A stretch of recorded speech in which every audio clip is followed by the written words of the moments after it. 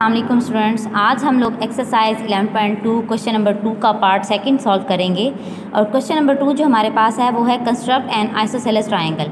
आप लोगों ने पढ़ा है प्रीवियस लेक्चर में भी कि आइसोसेलेस ट्रायंगल ऐसी ट्रायंगल होती है जिसमें 2 साइड्स इक्वल होती हैं in length and 2 angles are congruent. ठीक है, बुक पे देखें, ये देखें हमारे पास ये आइसोसेलेस ट्रायंगल की डेफिनेशन है जो कि आपको हाईलाइट करा दी थी टीचर ने लास्ट लेक्चर में। अब इसके अंदर जो आपकी बुक में 3 केसेस जो हैं वो डिस्कस हो रहे हैं। बेस और उसके साथ बेस एंगल है जो कि आप बना चुके हैं इस प्रीवियस लेक्चर में। जो आपने फिगर्स बनाई हैं वो ये केस था। आज जो हम 2 क्वेश्चंस करेंगे उसका जो केस है वो ये है, second case vertex angle and altitude. ठीक है बेटा, और थर्ड केस हमारे पास है एल्टीट्यूड एंड बेस एंगल। अब इसके अंदर आपने ये देखना है कि जब भी वो आपको वर्टेक्स एंगल देगा तो उसके साथ वो आपको एल्टीट्यूड ज़रूर देगा। ठीक है, अगर आपके पास वर्टेक्स एंगल है तो उसके साथ आपके पास उसके जो एंगल्स हैं वो मौजूद होने चाहिए, नहीं तो आप फाइंड करेंगे। ठीक है बेटा, अब देखें हमारे पास फिगर के अंदर मैं आपको बता दूं कि ये जो हमारे पास पोर्शन होता है ये वाला, ये हमारे पास वर्टेक्स एंगल कहलाता है। ये वाले जो हैं 2 एंगल्स ये बेस एंगल होते हैं। ट्रायंगल के 3 एंगल्स होते हैं ना, ये दोनों बेस एंगल कहलाते हैं और ये वर्टेक्स एंगल होता है। जब हम एल्टीट्यूड प्रोड्यूस करते हैं तो जो वर्टेक्स एंगल होता है ना वो 2 इक्वल पार्ट्स में डिवाइड हो जाता है और इसी तरह से 2 एंगल्स कॉन्ग्रुएंट बन जाते हैं। तो ये हमारे पास आइसोसेलेस की डेफिनेशन भी फुलफिल हो जाती है कि किसी भी ट्रायंगल में 2 एंगल्स या 2 साइड्स अगर आपके इक्वल हों इन लेंथ और एंगल्स कॉन्ग्रुएंट हों तो वो आइसोसेलेस ट्रायंगल होती है। ठीक है, अब देखना ये है कि किस तरह से हम सोल्यूशन के अकॉर्डिंग जो है ये क्वेश्चन सॉल्व करते हैं। और ये क्वेश्चन नंबर हमारे पास 2 है जिसके अंदर उसने आपको एल्टीट्यूड दे दिया है और वर्टेक्स एंगल दे दिया है। एल्टीट्यूड हमें दे दिया और वर्टेक्स एंगल दे दिया, तो सोल्यूशन देखते हैं कैसे करेंगे।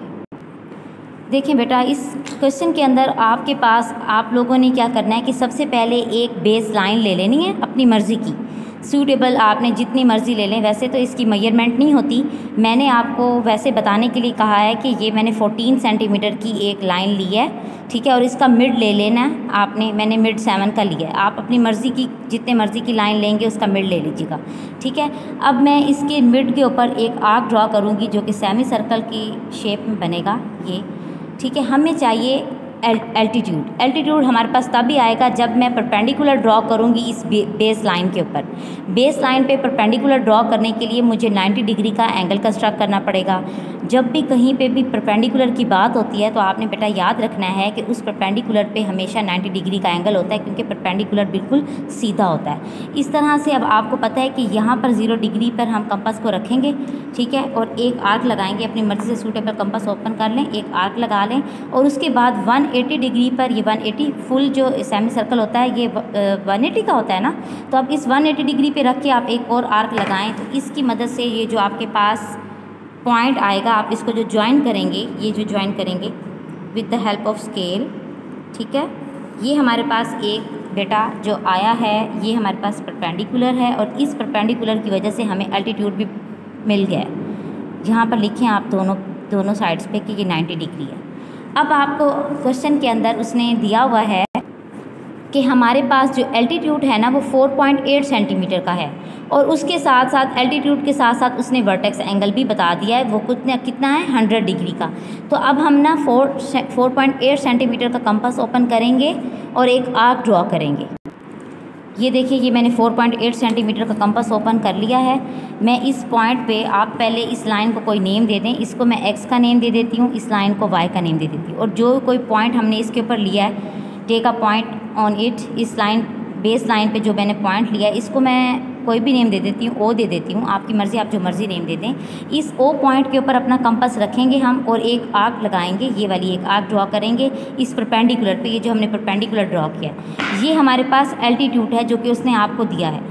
एल्टीट्यूड उसने आपको कितना दिया बेटा 4.8, तो आप यहाँ पर लिखें 4.8 सेंटीमीटर, ये हमारे पास एल्टीट्यूड है। अब इसी पॉइंट के ऊपर आपने अपना प्रोटेक्टर सेट करना है। उसने आपको वर्टेक्स एंगल 100 डिग्री बताया है, 100।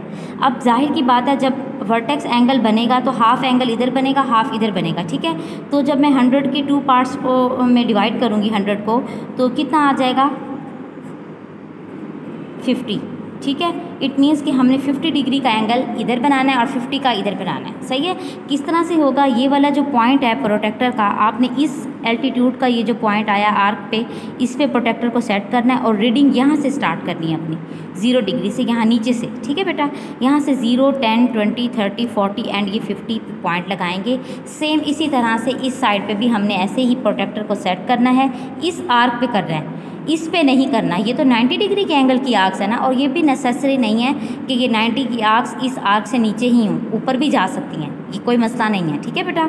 एल्टीट्यूड की जो हमने आर्क लगाई है ना, बस आपने प्रोटेक्टर को उस पर सेट करना है ये, और इसकी भी रीडिंग जो है हम नीचे से स्टार्ट करेंगे। 0, 10, 20, 30, 40 एंड ये 50। ये 50 का हम यहाँ पे पॉइंट लगाएंगे और फिर with the help of scale इसको ज्वाइन कर देंगे। ये देखिए कैसे ज्वाइन करना है, इस तरह से आपने ज्वाइन करना है इस पॉइंट को एल्टीट्यूड वाले, और इस ये जो एंगल हमने कंस्ट्रक्ट किया इसको ज्वाइन कर देना है, ठीक है। इसी तरह से सेम प्रोसेस इस तरफ भी होगा। ये देखिए मैंने सेम एंगल की लाइन इस तरफ भी ड्रॉ की, तो ये जो फुल हमारे पास है, ये यहाँ से यहाँ तक हमारे पास एक वर्टेक्स एंगल है। आप इसके अंदर इकट्ठा भी लिख सकते हैं 100 डिग्री, अगर सेपरेट लिखना है, इंडिविजुअल करके लिखना है तो तब भी लिख सकते हैं। 50 डिग्री का ये है और 50 डिग्री का ये एंगल है और 50 डिग्री का ही ये एंगल है, तो दोनों मिलकर हमारे पास ये जो वर्टेक्स एंगल बना है वो कितना हो गया, 100 का। अब बात है लेबलिंग की। ये असल में जो हमारे पास ट्रायंगल बनी है वो ये वाली ट्रायंगल है, इसको कोई नेम देते हैं, आपकी मर्ज़ी है, A, B एंड C, ठीक है। जब हमारे पास इस लाइन का नेम XY था तो इसका हम नेम Z रख देते हैं। इसी तरह से हम इसकी नीचे वाली लाइन लिखेंगे 100 वाली, तो यहाँ पर हमारे पास इसके बाद हमने 100 वाली लाइन लिखी है जो कि है triangle ABC is the required isosceles triangle. ये क्वेश्चन हमारे पास जो है आप